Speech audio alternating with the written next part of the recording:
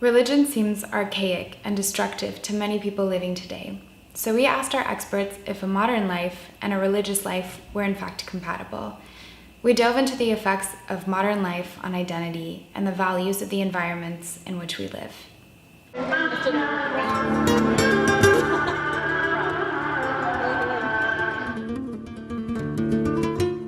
Yeah, the reconcile to Buddhist and capitalism is a very, very bad harmony, because as you know that, as early the 19th century many the German philosopher, they starting about the nihilism, Schopenhauer, Nietzsche. After that, the couple of more the Marx and Engels, the founding about the communism. It was same ground in Deutschland.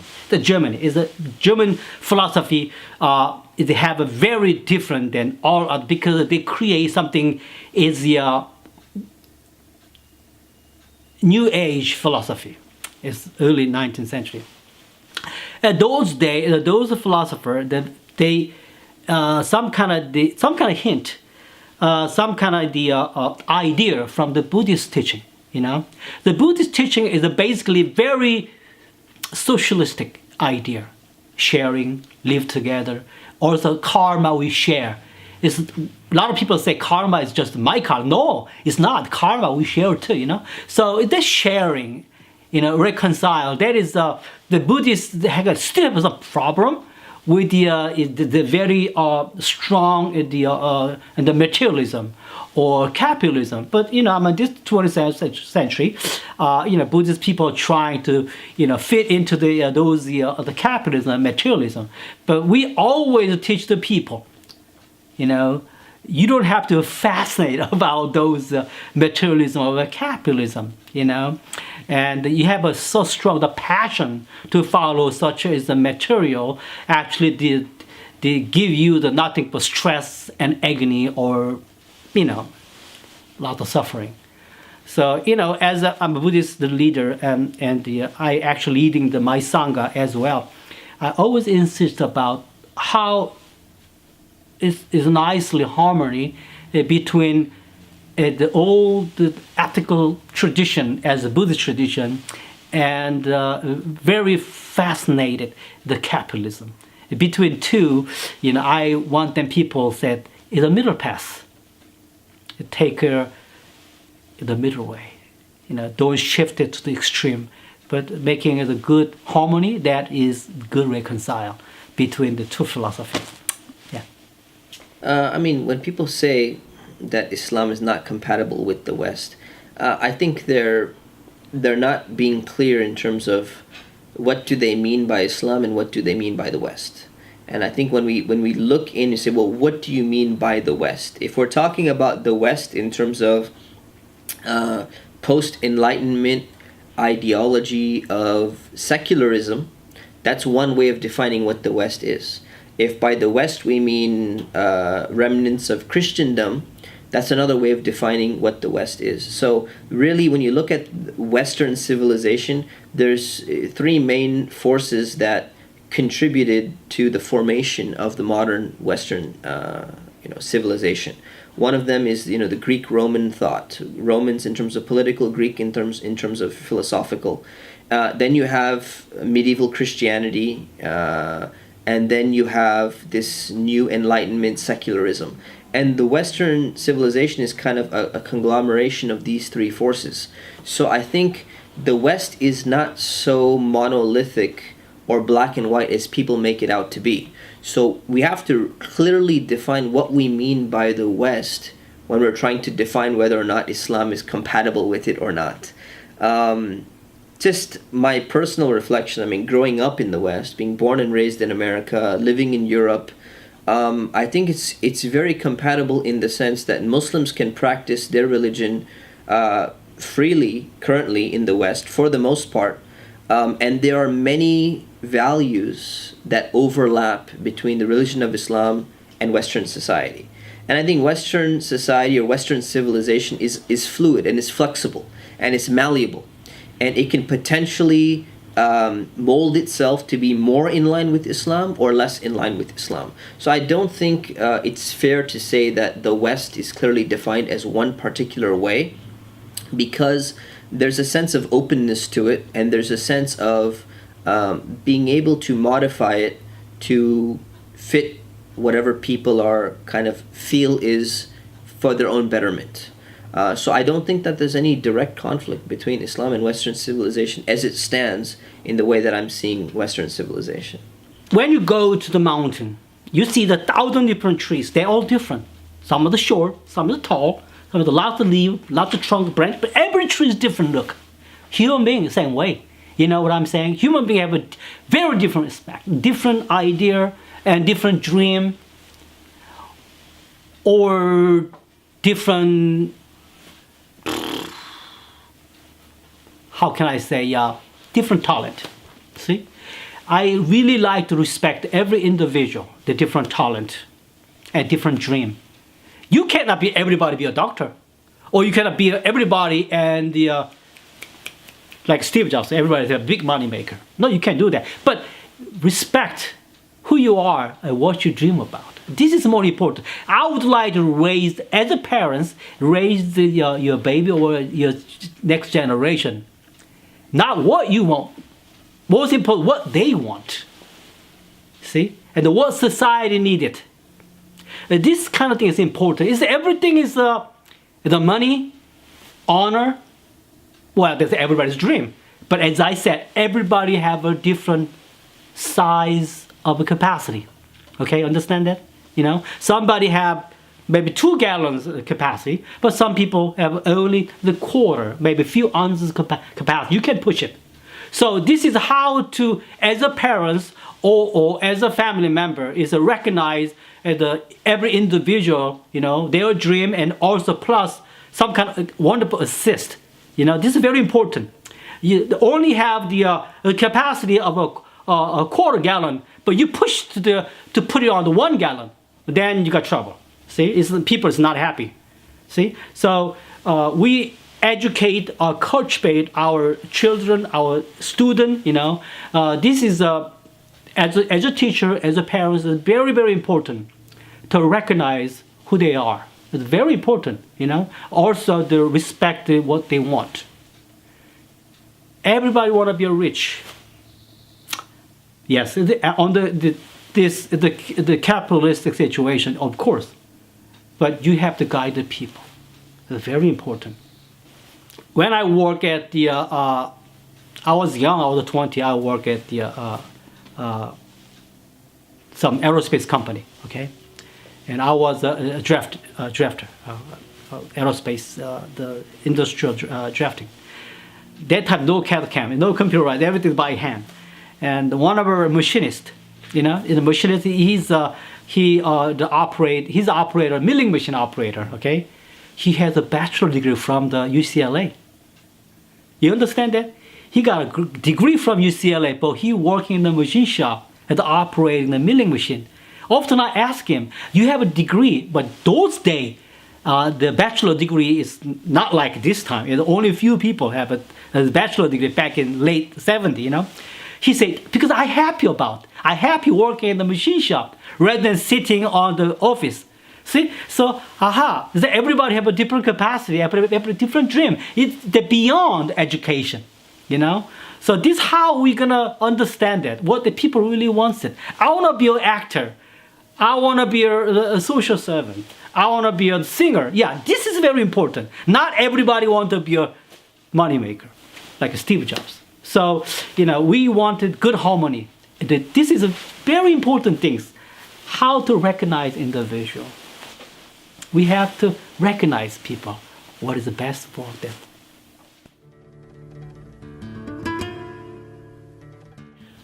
A lot of people think that religions are a problem today.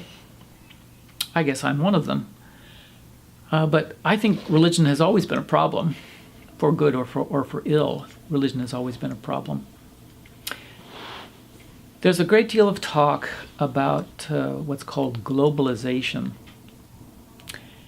Globalization. I've been to western part of China and seen kids wearing Lakers t-shirts. Okay, I've been in Iran and I was talking to kids in the street in Tehran and the Islamic Republic of Iran, talking about The Simpsons. Okay, yeah. So in a sense, American pop culture, globalization means that American pop culture now is spreading out everywhere. Okay, but there's another side of globalization. It's the reaction against this. The reaction against what you might call the McDonaldization of the entire universe. It is reacting and becoming very much rooted in what is local, what is particular, against everything that is universal. And one of the ways this aspect of globalization pans out is in the radicalization of religions. Religions serve very, very well as an identity marker. Who am I? Who am I? Like I grew up in Beirut, for example. Who am I? Who am I? Well, I'm not Lebanese. Lebanon is nothing. Lebanon is a mess. Well, I must be a Christian, or I must be a Muslim. And within Islam, I must be a Sunni or a Shiite or a Druze. This is who I am. If globalization is breaking down the boundaries that were established by the nation states, understand that what we're not embracing some global, universal identity, whatever that might be. What, eating Big Macs? That's your culture? Globalization is pushing to the forefront alternative identities to our national identity. So just to stick with Lebanon, I'm not Lebanese. There is no Lebanon. Lebanon is a joke. Lebanon is crazy. I'm a Druze, or I'm a Sunnite, a Shiite, or a Sunni. I'm a Christian. This is who I am. And then in a way that really has, frankly, remarkably little to do with religion. It does concern religious teachings, but remarkably little. Religions then become, as an identity marker, they become a political ideology. Now this is happening in a paramount way today with Muslims, more so than it's happening with other religions. Although you see it in Judaism, you see religious nationalism in places like Israel and here in the United States, for that matter, okay? You see it among some Christians as well. I don't think you see it among Buddhists in certain parts of the world as well. This religious nationalism, the fanaticism that comes.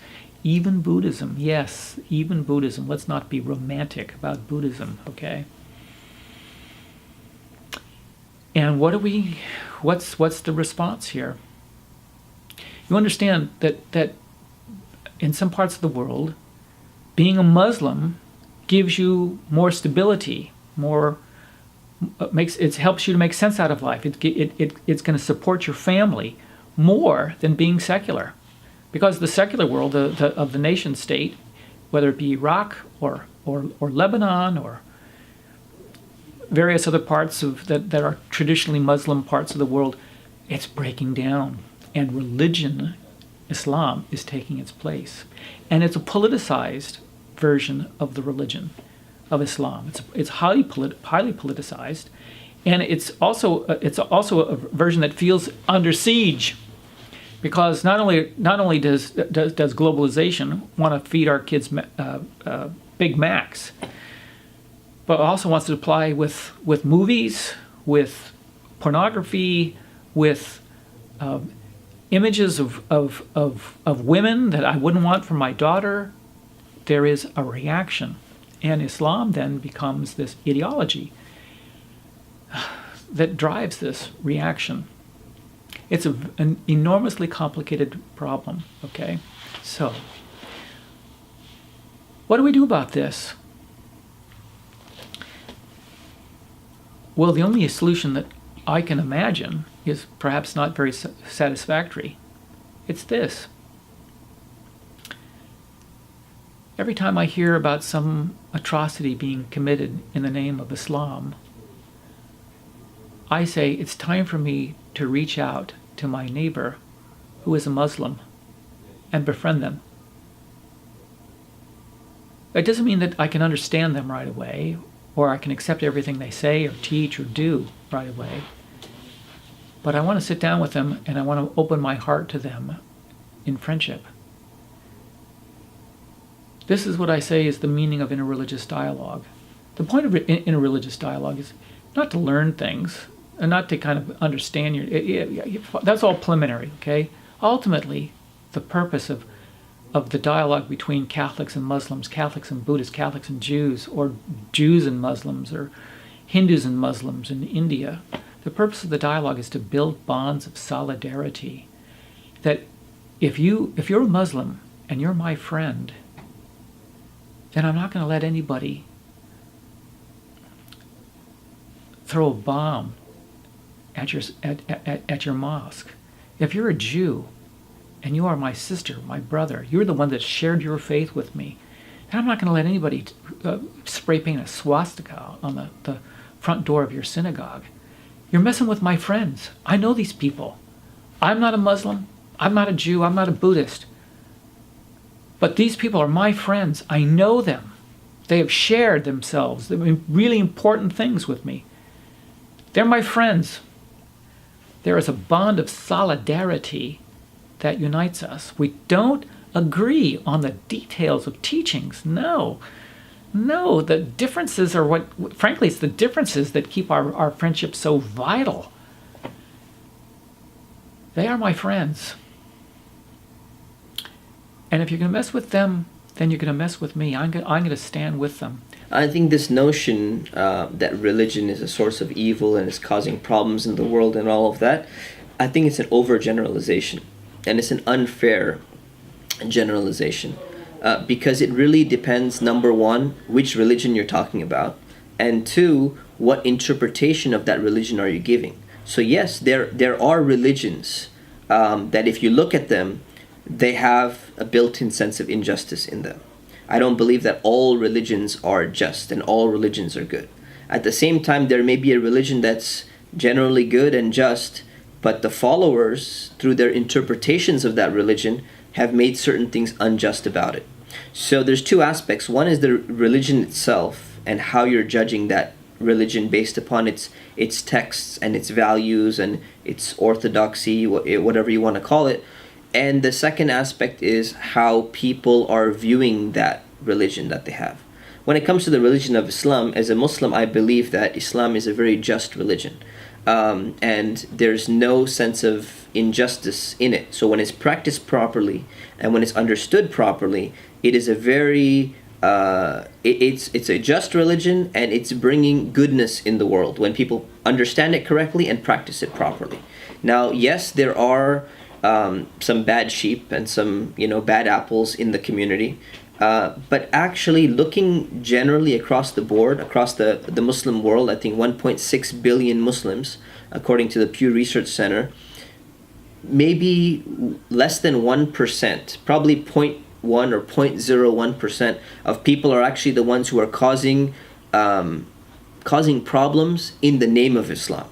Now, human beings are human beings. They're going to act according to their cultural values. Other things drive them. But when they say that they're practicing Islam and doing some type of injustice, it's really of a minority that's misusing or misinterpreting the religion of Islam. So I think the religion itself is just fine. I think most people interpret and understand the religion just fine. The practice may not all be there, but I think people have generalized the harm that is resulting from religion, especially the religion of Islam. And they're not focusing on the good that it brings about, the amount of charity that people are practicing, the type of family values that it instills within a society, the idea of modesty, the idea of just being a good person, trying to keep your desires in check. These are all very, very important things that Islam brings to the world. And I think people tend to focus on some of the negative things because they're politicized. and they tend to ignore many of the other good things that are still happening actually today. People start war because they strongly believed their ego. You know, they not care about other, but only care about my word as my ego. And attachment, you know what I'm saying? They attach to the anger or attach to the land, attach to religion. That extraordinary is attachment to something. Is always the tackle, always spark is such as a confrontation. So losing it up, your attachment. You know, everybody they have instinct to cling to something, but you have a two-way extremely cling to, then always end up fighting. See, this is a very aggressive way. So my simple opinion how we can avoid such a war or confrontation. I would say less cling or less attachment. That actually tremendously reduce the people confrontation. All about is attachment. Attach the love, attach the hatred, attach the land, attach the money, attach the honor. You know, all those strong attachment always spark the war.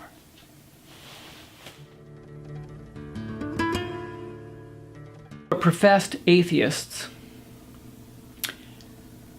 turns out that they do believe in God after all, only it's not the God of Christianity or anything else. It's hard to be an atheist.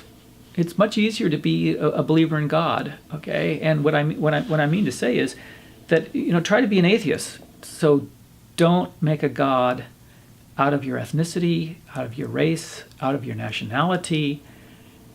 Don't make a God out of money or your sexuality or anything else. Do you see what I mean when I say it's hard to be an atheist? And when I find someone who truly is a faithful atheist, an atheist who is faithful to his or her belief that there really is no God, well, man, I can work with that. Come on, let's roll up our sleeves. We got a lot to talk about, and we got a lot we can do together. But that's hard. Can I also say it's hard to practice the teachings of the Buddha, and it's also hard to practice the teachings of Jesus. That's hard too. So what we really have in common, what I have, my Buddhist friends and my Catholic friends, what we have in common with atheists is what the Buddhists call hard practice. If you're really going to live faithful to the teaching that there is no God whatsoever, and you're not going to make another God, you're not going to create an idol out of anything else, well, I'm ready to stand by your side and help you out. Yeah, I'll help you out. Okay? We'll see where this leads. So in terms of separating men and women for the prayer, the main reason is just because of the prayer, because there would be physical contact between men and women. So physical contact, the reason for keeping somewhat of a distance, like men and women not just touching each other randomly, is because that, is very prone to lead to, more thoughts, desires, these type of things. So to keep modesty and balance, and also the positions of the prayer in terms of, going down on the ground in prostration, the rear end is kind of sticking out and all of that. So that's just a sense of modesty of not touching each other. In the sense of separating them in an educational setting or during lectures or something like that, that's technically not a requirement, actually. That's something that's done more like out of expediency. People feel sometimes more comfortable sitting in a somewhat separated audience with men on one side, women on the other side. They get kind of like a sense of privacy. But it's not necessarily a religious restriction. So you'll find like many conferences, especially if there's like a table of people around, when there's families or something like that, you'll find that the entire family, 3, 4 families, sit together on one table. And there are men and women on the same table. So technically, it's not that it's prohibited. It's just the actual physical touching which is prohibited, which is the reason why prayer is an exception. Once prayer is done, there doesn't have to be, a physical separation between men and women, like one on one side or behind a barrier or something along those lines. I think many people have that notion that there needs to be. There doesn't necessarily have to be, as long as they're not physically touching. But usually, because people feel more comfortable and they feel that they can, have a sense of privacy on one side or the other side, there's nothing wrong with, having them side by side or something like that. I think people need to identify the underlying cause of their stress, their depression, their, anxiety, and things that they're going through.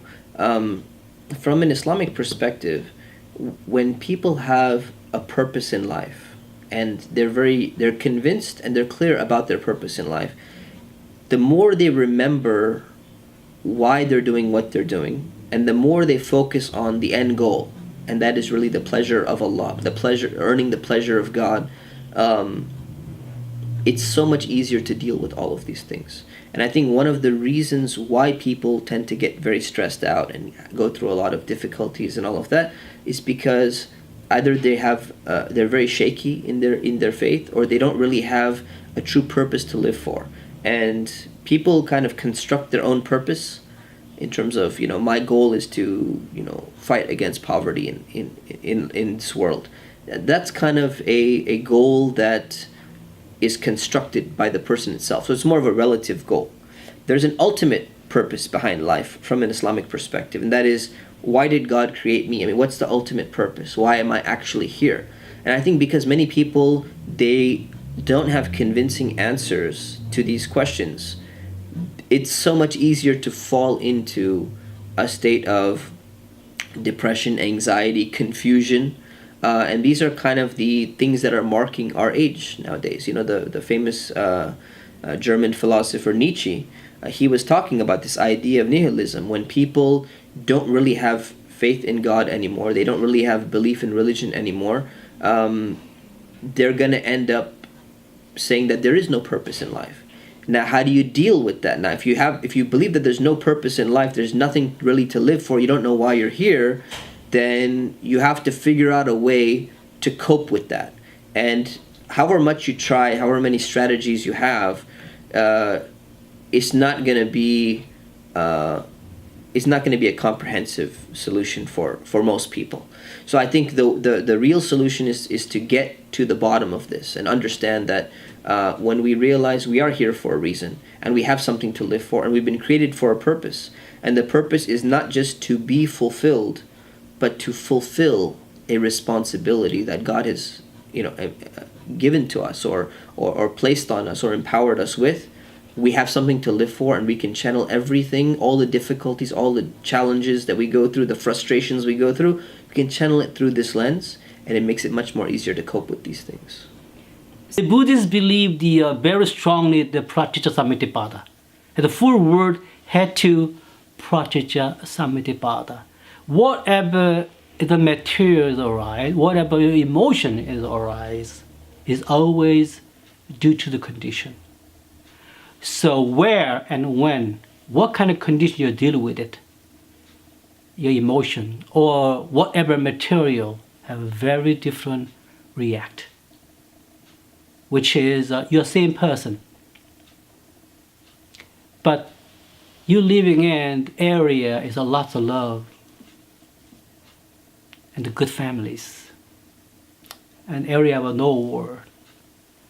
Well, you always a feeling of a lot of compassion and joy and not hatred. You feel great. Even though you don't know about religion. But as it is, that environment, that condition make you very virtuous man. But at the same time, you live with the nothing but starvation, the war, and the hatred. And that situation, that condition, that make you angry. It make you very aggressive. Same you though. You have the same ego. But depends on condition. different react. This is a very important. We have to create our society, our community, that make people follow or meet with the decent conditions. That's our responsibility. The people's angry or people's happy or joy, this is our hand. You understand that? How we create, how we manage our society, our world, that make people happy or make people very angry. Condition. We must be aware that we have to create good conditions so people come and share the love and the feel of the lots of joy. And that way is the religion have the right respect. See? But many religions did not, or they don't make that condition provide. So I really tell my fellow religious people, and as a leader, or as whoever you're the clergy, make sure encourage people to make the good environment and good condition. So let our people, let our next generation living in the very good, the world, so they can enjoy the life. So well, this is the Buddhist is a perspective on the human sensation.